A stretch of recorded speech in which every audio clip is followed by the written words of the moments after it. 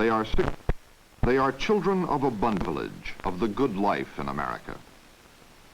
But is there something missing from their lives? Some schools, nice houses.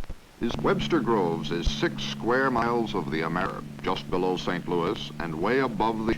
It has 8,022 pleasant houses, 32 churches, 1 public high school, and no bars. It is the best of America. And one of the things most often said about Webster Groves is that it's a nice town to grow up in.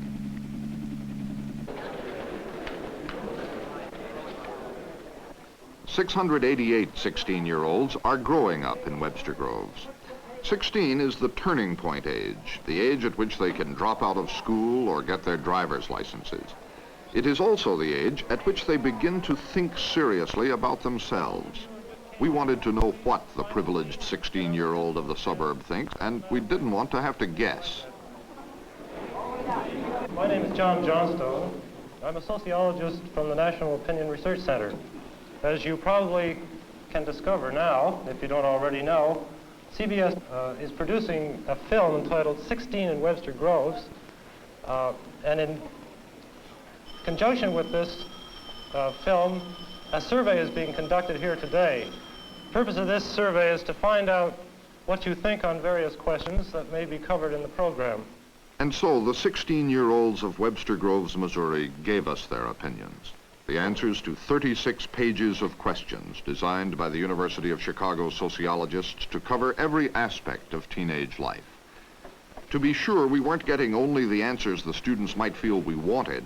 The questionnaires could be left unsigned and were supplemented by scores of face-to-face interviews. The answers by every... They were also dream of adventure. But 3/4 of these teenagers listed as their main goal in life a good-paying job, money, success. And we had thought that at 16 you are filled with yearning and dissatisfaction. 90% say they like it in Webster Groves, and nearly wouldn't mind staying here the rest of their lives. Well, I'm satisfied with the conditions that I'm living in now. And, well, it's really hard to say. I'm content. I live in a nice house and I'm doing all right. I'm very, very happy. I don't have much that I can complain about. I'm perfectly happy the way I am. And until I become unhappy with my present situation, I feel this is the way that I'll stay. They're oriented toward big cars, toward big houses. Well, no, that's what they're used to. I'm studying Walden right now. My kids think that Thoreau is one of the biggest weirdos they've ever run into. The guy goes out and lives in a cabin in the woods. He's nuts. He could live in a big house. He could make enough money to have a rug on the floor, have silverware. My goodness, silverware makes you feel good. The girl told me this morning. If you've got silver to put on the table, it does so much for you. What? Well, she couldn't say. There's just these accoutrements of the good life that they're used to, and they feel are necessities. Theirs, it turns out, is not the world of rebellion, dissatisfaction, and adventure. Theirs is the world in which silverware makes you feel good. But how did they arrive at that conclusion so young? They're only 16.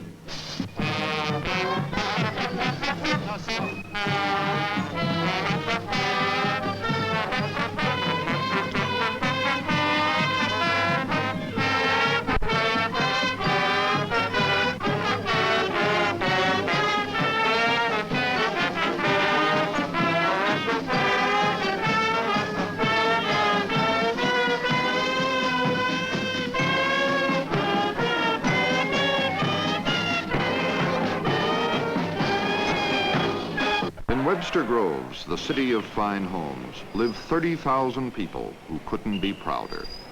Nearly half the families enjoy incomes of $10,000 or more. That makes Webster Groves a moderately wealthy suburb, a little wealthier than, say, Whittier, California, not quite as wealthy as, say, Wilmette, Illinois. Webster Groves is 2/3 Protestant and 96% white. More than half the people were born right here in Missouri. There is virtually no room for anybody new to move into Webster Groves, and nobody sees any reason to move out. Well, it's a unique community. Yes, it is. It's a very safe, secure atmosphere. It's a very which is, pleasant I think it's a good I background. guess, ideal for raising young children. Well, I don't know. I just feel everybody here is so happy in their own little group, in their own little community, and they don't want anything outside of it. Everybody just stays right here. This is it, and they're satisfied. Maybe this is a funny thing to say, but really, we moved Parents of Webster Groves. school system. That's why we moved. Well, now that's what we heard when we came down here from And Chicago, basically, too. That the Webster school system was the best in the area, and that's what we wanted for our children. Like a lot of other American suburbs, Webster Groves is the kind of town where most people have succeeded and where they expect their children to conform to their ideas of success. For example, 84% of the 16-year-olds in town say they are expected to go to college by their parents. Is the pressure that you put on your children for good grades then necessary, do you think? I mean, do you have to do that? Well, I think you have to place a value on this thing.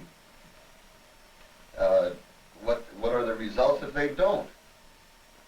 Now, it's true that all children aren't going to get to go to college. Some of them have no business there. Yeah, but that's heretical to say that all don't belong there. The concept today is that everybody is entitled to and should have a college education. And you tell any child or any parent that their child shouldn't be in college, they'll hit you in the mouth. Are you worried about your son making good grades now so he can go to college, so he can get a good job? Sooner or later, all probability he's going to get married. And he's going to have to support a family. And he's going to have a decent job to support a family. And in order to get a decent job, he's going to have a background, an educational background. It's just, that's it. What do you worry about? We asked the 16-year-olds of Webster Groves. 96% answered, what we worry about is getting good grades. This test is a 6 weeks test, and as far as I'm concerned, this counts 1/3 of your 6 weeks grade. Your daily work counts 2/3, and this counts 1/3. To get a good job, they feel they must go to college.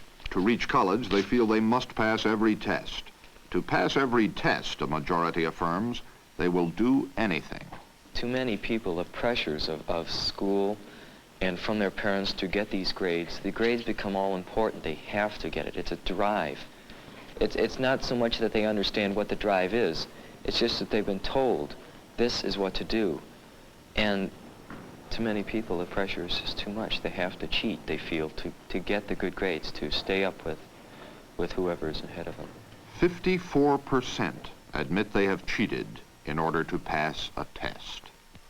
You're studying for them, and you're trying your hardest, and you get flustered, and then everything seems to go wrong. You start worrying about the test, and you start worrying about whether you're going to get the homework done, and what's going to happen, and what if you get a bad grade, how it's going to hurt your semester grade, and you really just start to get flustered and worried.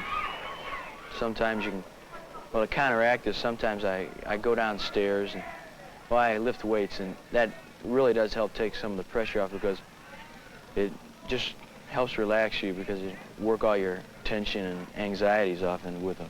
For the last 5 years at least, the whole thing, everything that I've done has been geared to being accepted into a college, because, son, if you don't go to college, you're not going to be anything in life. And Sure, the parents of each individual child are going to be proud if the student makes A+ all the way through and gets accepted to some fantastic university. They're going to be proud. And on the other hand, they're going to also be disappointed if he doesn't. But I don't see any reason why a parent should shove a student into his schoolwork or into a college or into anything.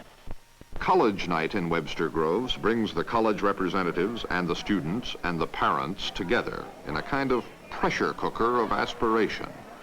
Most of the 16-year-olds are juniors, not seniors. College is still 2 years away, but 96% feel already that college is the chance to prepare themselves for a really good salary.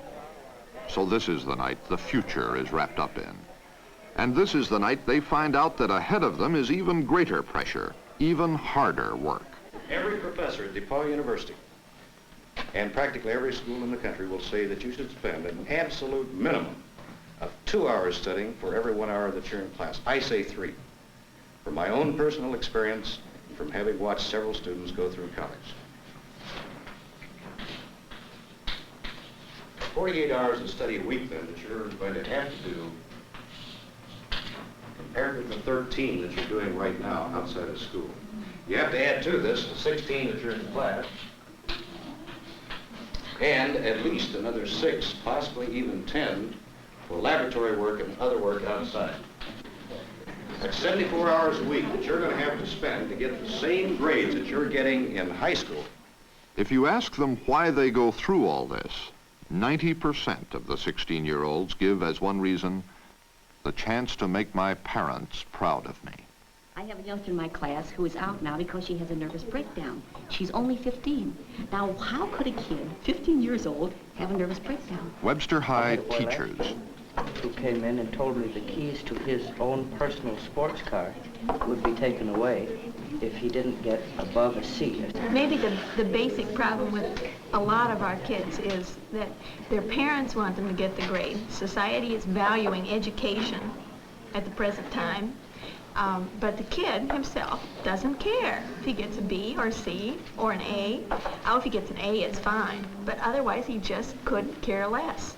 He's just getting the grade to take it away, to get the diploma, to get into college or to get a job. It's the piece of paper that signifies education. They're not interested in the learning. I think this is one of the problems that teachers have to combat in the classroom, that students are getting pressures not only from home, but from society in general to achieve for that grade. They pressure themselves. Right, They pressure and themselves. that's part of it. But others of them, I don't think this is a problem maybe more basic than that. Are they not able to let themselves go? Well, you can, in the classroom, it's as if the teacher is up there with a bullwhip and a stick, and they just don't want to relax. I think it goes deeper than grading. I think that's just a symptom of an overall feeling. Well, it's an inhibition that's supposedly typical of adolescence. Because in the classroom, they're just tense, as if the axe is going to fall any minute.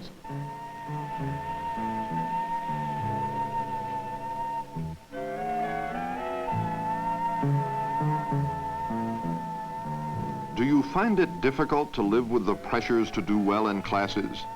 77% say yes.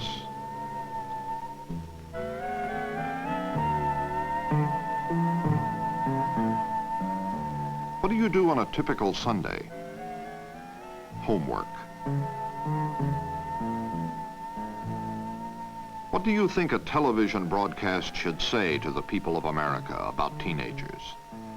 Say, it's a tough life. Final maid from Webster is Miss Sue Weber, escorted by Larry Nisley. To be queen of the friendship dance is the height of social ambition at Webster Groves High. Only those in the leading crowd need apply.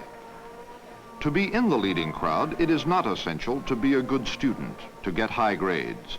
83% of the 16-year-olds say so.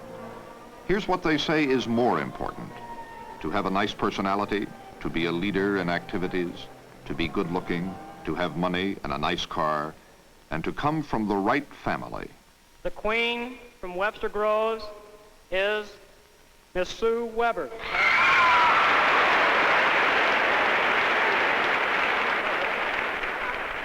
The student leaders, the football captains and the cheerleaders and the dance queens, are known in Webster Groves as Sochies. Now the dance will be started by the queen, and then the maids, and then the rest of you can join in. Nearly half think of themselves as Sochies. But if you're not a Sochie, chances are you're a normie and you feel left out. You may go to dances, but you don't help plan them. Or you may belong to the fringe, the wild ones, the weirdos, the intellectuals. It is, one student said to us, like everybody's wearing a tag around his neck. But it is an article of faith at Webster Groves High that the Sochies will inherit the earth. I don't want to be, just dig a ditch for the rest of my life. I want to be successful. A lot of people say that they just be successful doing anything. Well, that's true. But I'd kind of like to make some money in my life. I mean, being quite honest.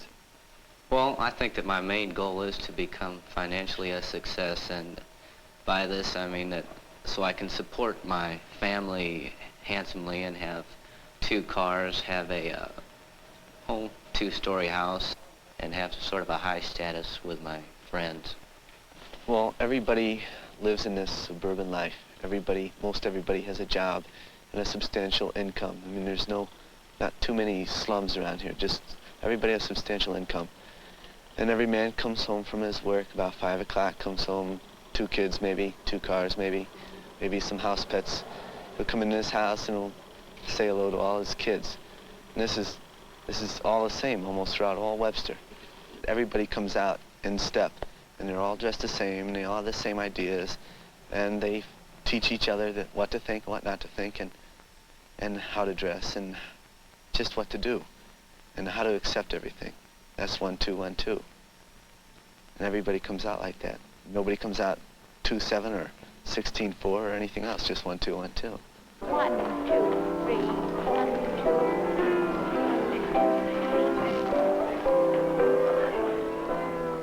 The waltz is the foundation of all good dancing. If you can dance a good waltz, you can dance any dance. So remember that. Get your partners, boys. Mrs. Condon's dancing school. When they were younger, those of Webster Grove's 16-year-olds who are most carefully in step, and their parents too for that matter, submitted to the polite formality of Mrs. Condon's.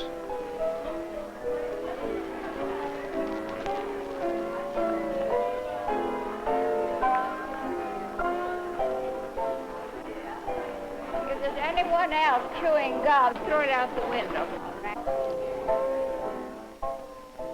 Mrs. Condon's is a lofty institution in Webster Groves. Not every child who aspires to her classes is permitted entrance, but the youngsters of the privileged come here once a week because their parents want to assure that they become social successes. This, Mrs. Condon herself says, is one of the last outposts of civilized society. That's primarily what this work is for, to train them, I would say, for formality and conventionality. They take that with them wherever they go. Where they go when they are grown is to the exclusive Monday Club, gowned and tuxedoed. The beat may sound faster, but it is still 1, 2, 1, 2.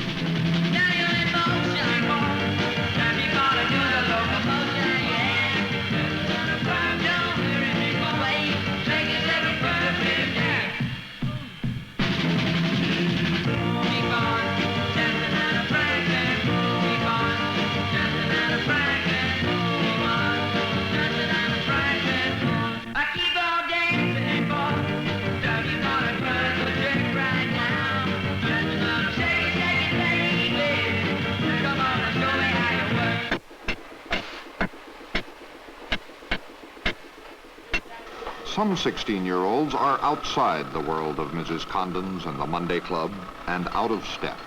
Among the outsiders are the 15% who plan not to go to college, like most of Martin Schrader's metal shop students. When the bond issue was held recently that has added so much to the rest of the school, how did your department do? We got cut completely. You didn't get any money at all? We got nothing from this particular situation. The saddest part of it is that we only have one high school here. It has to serve all of the students, even the lower 15% and the academically 85%. And so this lower 15% got left out completely in this particular bond issue. We got no revisions whatsoever, no equipment, and we're in the same building and housing that we were before. All of the money is then scheduled into the academic area. I feel this is a real crime, because these boys deserve as much as anybody else in this school. I feel that these kids really suffer. They can't get out and have a specific job when they get through. There is no place for them to go if we don't do this particular operation. And I feel that nobody needs it worse than these particular kids, and I think we're failing them. I wouldn't say it's all of them. There's a few in the school who look down on the kids who take, for instance, SHAP. They look at it as if this kid can't keep up with the rest of the kids. He's stupid. He doesn't have the ability to take a math or a foreign language. And he resorts to picking up a real easy credit. He says, well, there's a way to pick up an easy credit. Go down in a room and play around with a bunch of metal for an hour. It's a lot different than that. You go down in a room and you don't play around with a bunch of metal. You come down here and you work. Mr. Schrader sees to that too. That's all mathematics too down here too. If everything isn't worked out precise within a thousandth of an inch, he really grades off on us. I mean, it's not as easy as it sounds, this shop course. I get an accomplishment looking at something I built. I had to take pride in something I built. And we've got AB, a geometrical object, right? And now I'm objecting to A being that same. Just as those who are not going to college don't fit in, neither do the intellectuals. That would include some of the bright students in George Brucker's honors class in mathematics, a portion of the minority 20% who insist that intelligence is essential to success in adult life. That kind of thinking can imperil your social standing at Webster High. What do we mean by equal in this class? What do we mean by equal? Demetrius? Right. A person like Demetrius, he's respected in class. I think he's not sought out by other students to be a part of their group. I think that many students would feel uncomfortable in Demetrius's company, but he would be a good companion for someone older or someone of his same maturity and thought. Then philosophers, I like Bertrand Russell a lot. I used to like Socrates, but I don't like Socrates that much anymore because he seems, well, he doesn't have enough knowledge of the laws of physics and just things like that sort of wreck out the series. But I like his method and his attitude. Demetrius, do you feel you're out of it around here? Or do you think you're in the social swim of things? By social swing, I don't get invited to parties or anything like that. I don't think I'm really out of it, but I wouldn't know if I was or if I weren't, really. I just go to my classes and talk to the guys around me, and that's about it. Do you find it easy to talk to your fellow students? Do you have things in common, things to talk about? Sometimes. You could always talk about tests and stuff if things get desperate. Corinne, do you feel a part of social life at Webster? I mean, do you feel that you're really in the swim of things? Most of the time, yes. Well, the part of the time when you don't, how do you feel? I'd say the only time I really don't feel a part of it is sometimes when people will, well, I don't know. They rather look down on the fact, I think, that, well, like I get straight A's, and sometimes they don't like that. 48% of the 16-year-olds said in the questionnaire they feel Negroes and whites get along well together here in the suburbs of St. Louis. But if you look below the surface, you find that of the 5% of Webster 16-year-olds who are Negroes, not one sings in the choir or belongs to a sorority. Not one is a majorette or a cheerleader. There are Negroes on the football team, but as the Negroes know, that's different. Because in sports, it doesn't matter, what color you are. If you're a good football player, you get out there and play some good football. But if you're a Negro and trying to be a cheerleader, well, you're out in the public, and the public's going to be looking at you, see. So they want that a good image, because when you're playing football, you're covered out by all that stuff anyway, so they can't hardly see you anyway. We really don't mingle very much. I really couldn't say why. I mean, it's just never been that way. They always have gone their way, and we have always gone our way, and it's just never mixed. I don't know if people have really tried. I've been a couple of those guys that wanted to go out, double, on a date or something like that. My father, for one, wouldn't let me, and I really don't think that I'd want to. In this world of dog eat dog, it's really hard for a Negro young person to survive or achieve his goal. Even here at the school, you have to be, things are breaking down, and they're as bad as they used to be. But you still have to compete. You have to excel more so than the line. Well, suppose to express their individuality, one of your children took part in a civil rights demonstration downtown in St. Louis. So what would be your reaction to that? I don't think I'd like it either. I don't think I would. It'd be some time before they'd sit down, I'll tell you that. Why? I can't see any excuse for it. What business is it of theirs? At 16 years old, they don't have any firm convictions of anything. They wouldn't do it because we have a daughter in college and we were talking about the problems that he do this at the college level. So I'd asked Bill about it, you know, what he thought about it. Would he do that? Demonstrate? He said, I don't have time for that. Doesn't bother me at all. Well, I think if they did get into any of these demonstrations, it would strictly be mob psychology that would get into it. I don't think they think enough about these things Well, now. do you remember when I took Clark down during this Jefferson Bank demonstration? And all any normal child has to do is look at the demonstrators at Jefferson Bank. This was, a year ago, I suppose. And a bunch of beatnik, white, black, green, yellow, everything. And most of them felt it. It looks like they pulled them out of some wine jug or something and put them out there to demonstrate. Mightn't a demonstration of some kind, though, sort of inject some life into things around here, shake the kids up and make them think about these things? Do you think they need that kind of shaking up? No, I don't think any 16-year-old child should be burdened with the problems of the world. But then to say that they have to, at 16 or 17 or 18, throw themselves into concepts of racial prejudice or the haves and the have-nots, I think this is ridiculous. Take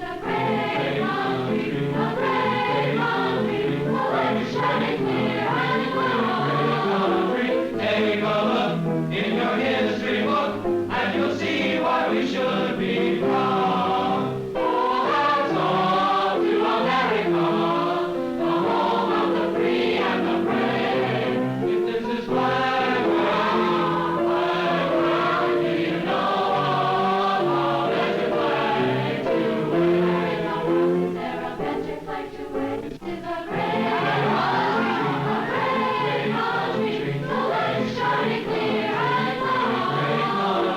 Take a look in your history book, and you'll see why we should be proud. Oh, hats off to America. I think I want to be about 20 when I get married, or else wait until I'm out of college, because I plan to go to college.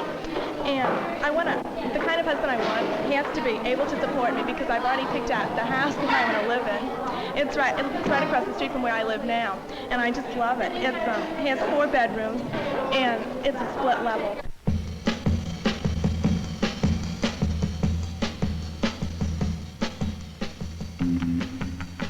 Appearance, grooming, complexion. 93% of the 16-year-olds in Webster Groves, Missouri, say they worry about how they look.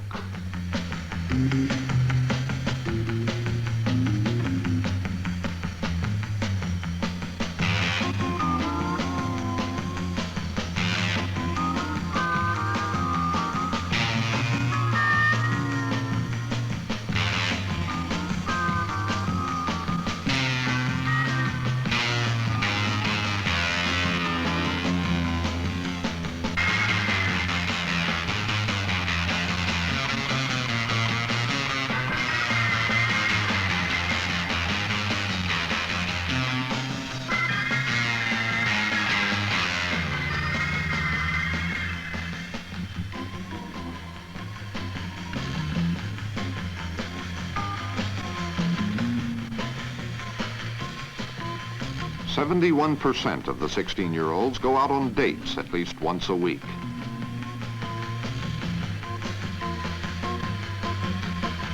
Fewer than a fourth of the 16-year-olds have taken the first step, going steady.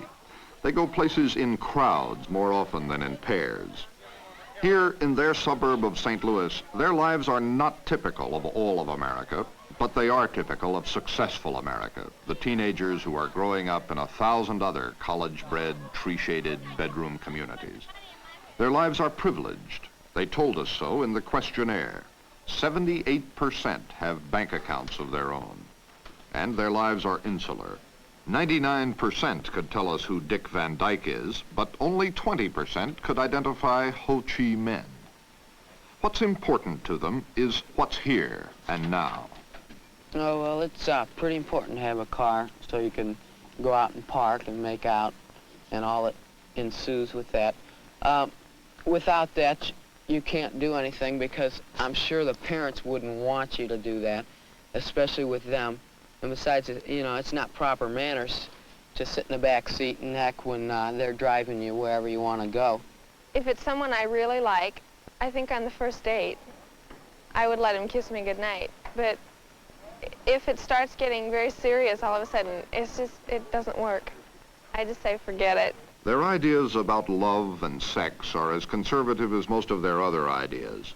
Fewer than a fourth think heavy, serious necking is acceptable, even for couples going steady.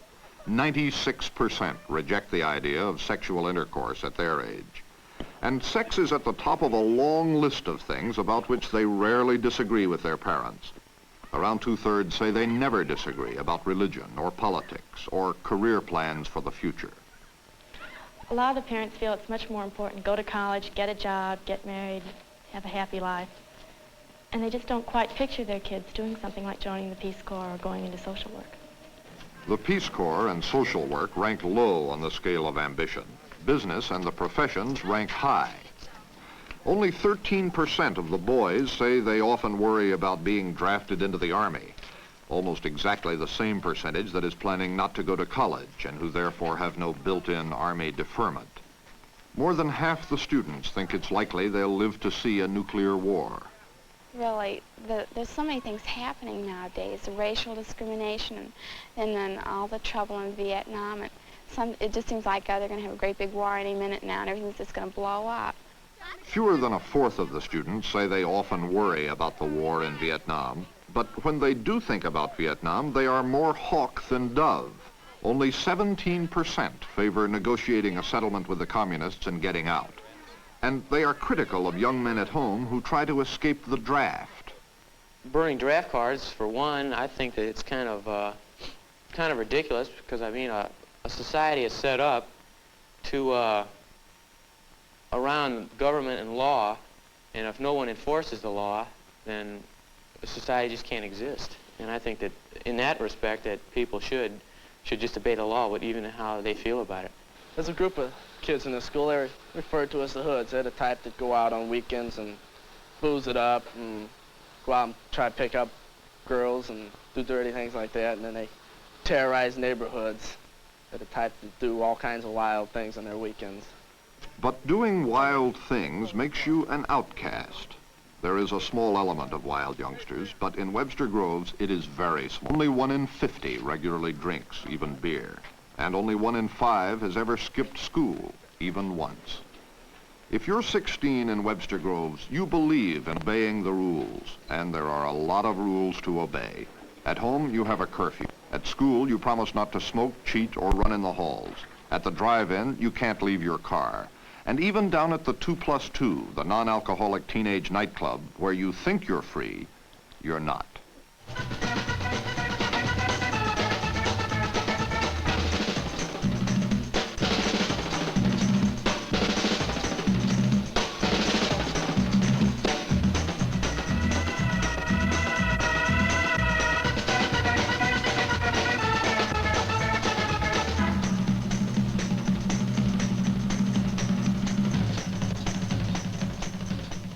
The manager of the 2+2, Greg Moser. The control in a young adult operation is very, very important. There have to be the right kind of control, enough control so that the young person is controlled, yet not enough control where he feels controlled. And it's quite a trick to reach that happy medium. The control starts outside from the minute they drive down the street. On the parking lot, I have men that are trained out there, and if there's any liquor or any problem that would come into the club, it's usually caught out there. I also have another checkpoint in the front door, or the lobby area. Any problem that may arise there is usually corrected before it ever gets into the club. If not, I have people in the club who are of our age, or a little bit younger than myself, who watch, but they may be in here dancing with a date, or just looking casually here, and they're not really in obvious control.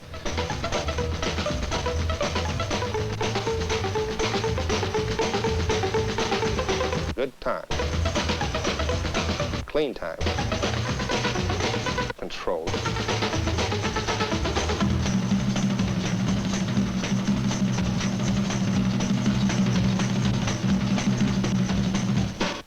The Webster Groves police chief, Fred Zinn, thinks there's too much control. These people have been regimented so much that they just don't know what self-reliance is, for the most part. There's so many musts in the family today where youngsters are concerned.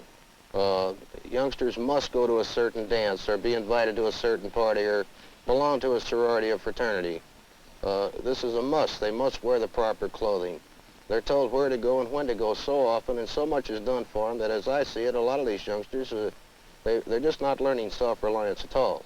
I don't want her to be out past 1, even if it's a very special dance that isn't over until 12. So you keep up with it.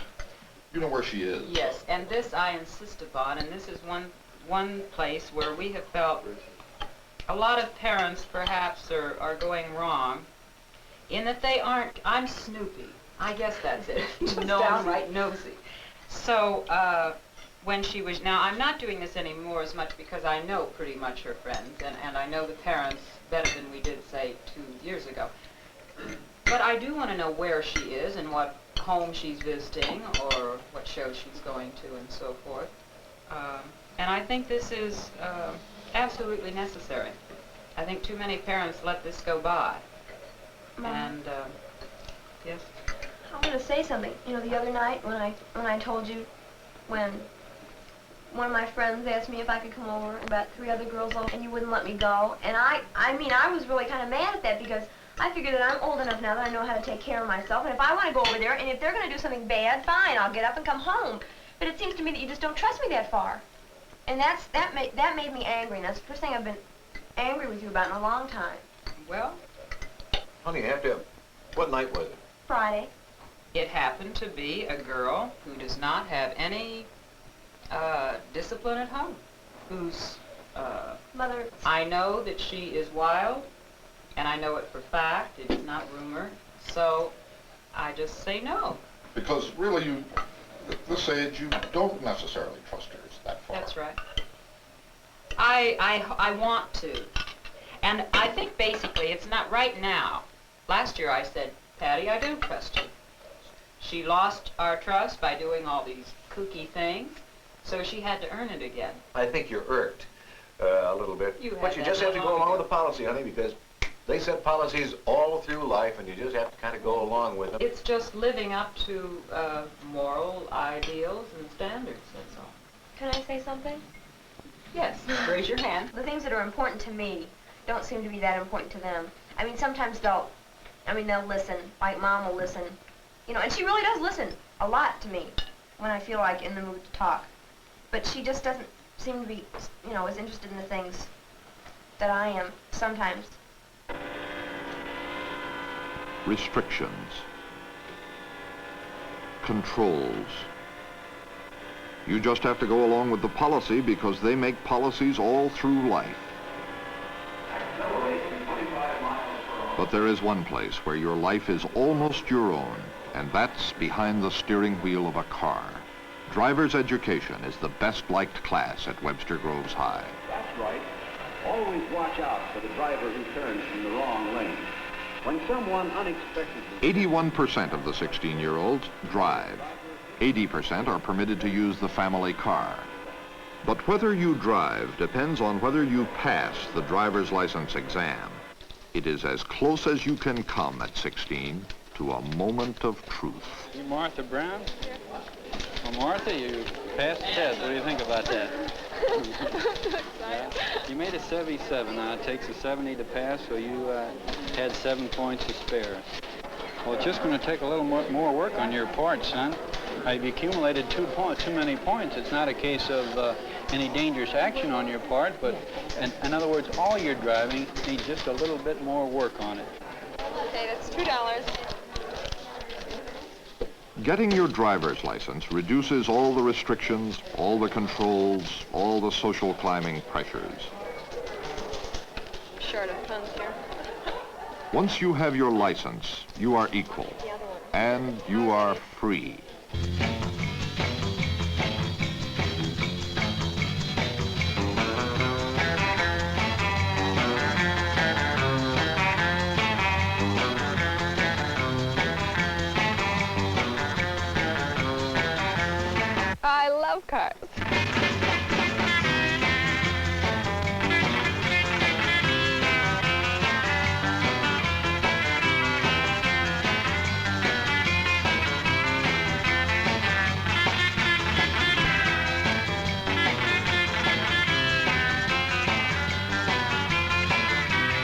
car is just like a girlfriend to me, because I spend my money on my car instead of going out and spending on girls. To be 16 in Webster Groves is to be insulated against all the cold winds of life, war, death, and poverty. But somehow, from under the blanket of status and conformity, it is possible to perceive dimly, even at 16 and in Webster Groves, that there is a different world beyond the city limits. This past summer I took a course downtown, and it was in a rather bad section of town. And I drove down there, and I came in contact with people I had never seen before in my life. And I just couldn't believe it. They were from the slums, and they were mentally retarded, and they were just all sorts of people. And it just helped me to understand people much better. When you see people in West Groves, they're generally very, well, they're well off in a sense. And you just you get the kind of view that everybody's happy all the time, and we're all normal, and we all don't live in two dumpy houses. And you get down and you see these people, and they've got all these pressing problems. It just kind of makes me think of what a sheltered life I really have had. I've never really seen anything that bad before. Well, I think that's one of the reasons why teenagers do challenge what's been told them all their life, because it seems to me that, you know, up until you hit high school, everything just seems to go pretty smoothly. Everything's all nice and rosy, and no one ever has any problems, and you aren't exposed to them, at least in the kind of environment that we grew up in. And once you begin to have experiences, like Bill said, you begin to wonder whether people have been honest with you all your life in presenting this kind of picture. And if you see people who aren't living such a happy life, you challenge what has been told you. I mean, all these people, you never know what a depressing place it is until you go down there. And that's just an example, but things like that, I've never been into contact, really, with anything like I hate to drive even down into the slums.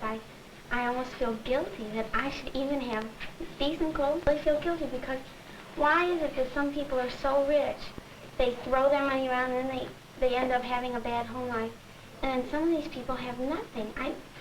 It almost seems like communism. Well, what do you do to help? You just go through and turn your head and say, oh, you don't want to go down there, and you do nothing about it? Oh, no, that's just it. When I grow up, I wish that there's something, or now, anything that I could do. I really want to, because I feel guilty that if I don't, I really do. Do you think children of the conformity of their lives and search for new values by the time they're 16? At 16 now, they can't even change their own diapers at 16. You'd come back to what I said. I don't think they have the imagination at 16 years old, the development or anything else, to take off and leave in, let's say, adventure. But to want to. You have great imagination. To want to, I think that probably inside their hearts they do want to. I don't. I think they want 3 square meals a day and a loving mother and father, and they want to have a good time. I think this is about as broad a horizon as the average 16-year-old has. They are 16 years old. They are the future. And their town is the America we are becoming, affluent, suburban, and secure. It may be well for them and for their country if 3 square meals a day is not truly the limit of their vision, nor comfort and security all they value. But if they are to find other duties as Americans and higher purposes to life, they will have to look to something more than we have given them or told them. They will have to look not to our age, but to their own youth.